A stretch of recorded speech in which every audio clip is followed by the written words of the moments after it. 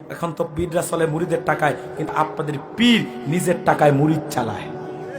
কিন্তু এই মানুষটা ঘুমাতে যায় এতিমের খবর নিয়ে, ঘুম থেকে উঠে আবার এতিমের খোঁজ খবর রাখে। আসলে এমন পীর পেয়ে সত্যি আপনারা সৌভাগ্যবান, ঠিক কিনা বলেন? মানবতার ফেরিওয়ালা, যোগের হাতেম তাই আল্লামা ইমাদউদ্দিন চৌধুরী বড় সাহেবের মতো পীর বাংলাদেশে দূরবীন দিয়ে খুঁজলেও আরেকজন পাবেন না। ইসলাম গ্রহণের আগে মুসআব আরবের সেরা ধনীদের একজন ছিল। এত বড় ধনী ছিল মুসআব, প্রতিদিন ৭০ জন লোককে মেহমানদারি করতেন। আবার এই ৭০ জনকে সোনা এবং রূপার বাটিতে খেতে দিতেন।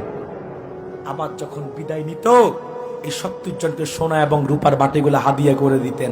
গোটা বাংলাদেশ খুঁজলে এমন ধনী পাবেন? আরে ৭০ জনকে মেহমানদারি তো দূরে থাক, দৈনিক একজন কত মেহমানদারি করে না, ঠিক কিনা বলেন? তবে আপনাদের সিলেটে এক গৌরব আছে, তিনি হচ্ছে আল্লামা ইমাদউদ্দিন চৌধুরী বড় সাহেবজাদা ফুলতলি, যিনি হাজার হাজার এতিমকে প্রতিদিন ২ বেলা ২ মুঠো খাওয়াচ্ছেন, ঠিক কিনা বলেন?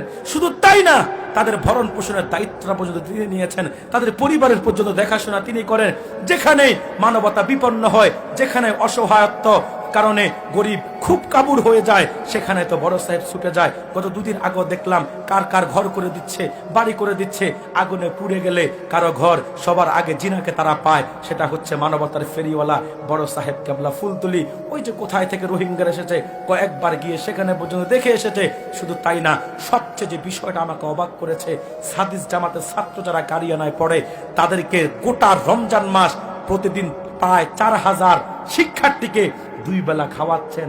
আপনি একটা বেলা ৪,০০০ লোকের মেহমানদারি করেন না, দেখবেন আপনার পরিস্থিতি কি হয়। অথচ ৩০ দিনে ৬০ বেলা ৪,০০০ লোকের মেহমানদারি, মানে আপনি একটু হিসাব করে দেখেন কত হাজার হয়, ঠিক কিনা বলেন? মনে রাখবেন, এইরকম মানুষ খুঁজে পাওয়া এখন খুব কঠিন। এখন তো পীররা চলে মুরিদের টাকায়, কিন্তু আপনাদের পীর নিজের টাকায় মুরিদ চালায়, ঠিক কিনা বলেন? কোনো চাঁদাবাজি নাই, কোনো কালেকশন নাই, কিচ্ছু নাই। যারা মন চায় দিবে, যারা মন চায় দিবে না। কিন্তু এই মানুষটা ঘুমাতে যায় এতিমের খবর নিয়ে, ঘুম থেকে উঠে আবার এতিমের খোঁজ খবর রাখে। আসলে এমন পীর পেয়ে সত্যি আপনারা সৌভাগ্যবান, ঠিক কিনা বলেন? বাংলাদেশে অসংখ্য হক্কানি পীর আছে।